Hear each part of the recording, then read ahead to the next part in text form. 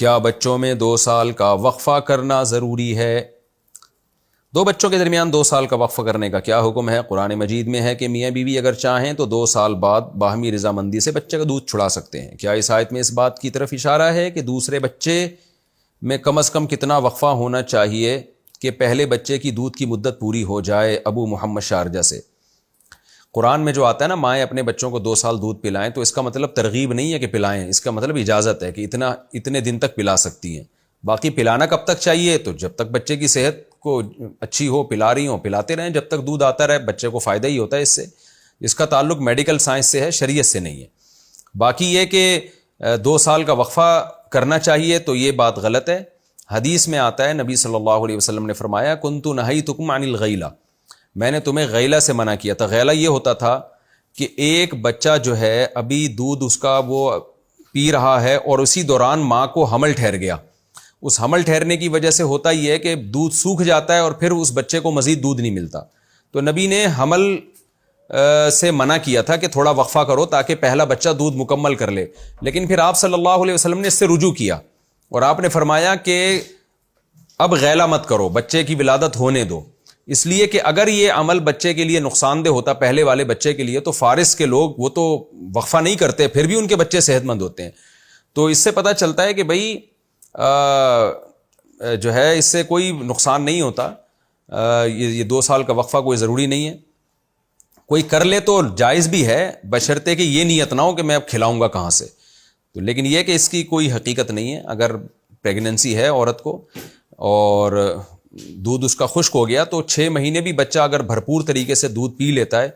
تو بھی میں نے خود چائلڈ اسپیشلسٹ ڈاکٹروں سے سنا ہے کہ وہ اس کے لیے کافی ہے، وہ خطرناک کنڈیشن سے بچہ نکل جاتا ہے۔ 6 مہینے تک تو بالکل بچے کو ماں کا دودھ ہی پلانا ہے، اور پھر اس کے بعد ٹھوس غذاؤں کی اہمیت آہستہ آہستہ بچے کے لیے بڑھنا شروع ہو جاتی ہے۔ تو 2 سال تک بچے کو دودھ پلانا کوئی لازمی بھی نہیں ہے اور میڈیکلی کوئی ضروری بھی نہیں ہے۔ مفید بہرحال ہے کہ ادھر ادھر کے دودھ سے بہتر ہے ماں کا دودھ پلائیں، تو ماں دودھ پلاتی رہے۔ جب حمل ٹھہر جائے تو 6 مہینے، اگر حمل ٹھہر بھی جائے نا تو 6 مہینے پھر بھی بچہ دودھ مکمل کر لیتا ہے، کیونکہ ماں جب بچے کو دودھ پلاتی ہے تو پریگننسی کا چانس بھی کم ہوتا ہے۔ بہت مشکل سے ایسا ہوتا ہے کہ عورت کو پریگننسی ہو جائے، تو وہ شروع کے 6 مہینے میں تو عام طور پہ پریگننسی ہوتی نہیں، بلکہ حمل روکنے کا ایک طریقہ ہی یہی ہے کہ بچے کو بھرپور طریقے سے ماں دودھ پلاتی رہے، تو عام طور پہ پریگننسی ہوتی نہیں ہے۔ ہو جائے تو یہ اس کی علامت ہے کہ عورت صحت مند ہے، تو پھر اگر دودھ خشک بھی ہو جاتا ہے تو اس میں کوئی نقصان نہیں ہے، تو یہ شرعاً بھی جائز ہے اور میڈیکلی بھی اس میں کوئی نقصان نہیں ہے۔ البتہ یہ بات ضروری ہے کہ جو مائیں پریگننٹ ہوتی ہیں یا بچے کو دودھ پلا رہی ہوتی ہیں ان کی صحت کا بہت خیال کرنا چاہیے، ان کی خوراک اچھی ہونی چاہیے، خاندانی ہونی چاہیے۔ آپ نے بچے تو اسپیڈ سے پیدا کیے لیکن ماں کی صحت کا، اس کے آرام کا خیال نہیں رکھا، تو پھر عورتوں کا بیڑا غرق ہو جاتا ہے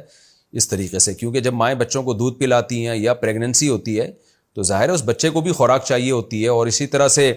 وہ جو فیڈ میں جو دودھ استعمال ہو رہا ہے اس میں بھی عورت کو ریکوری کرنی ہے، تو اس میں اچھی غذا بھی ہو اور بھرپور غذا بھی ہو، دونوں چیزوں کا خیال کرنا ضروری ہے۔ تو اگر اس میں عورت کو کوئی خوراک اچھی نہیں ملے گی، اس کو چائے پاپوں پہ ٹرکائیں گے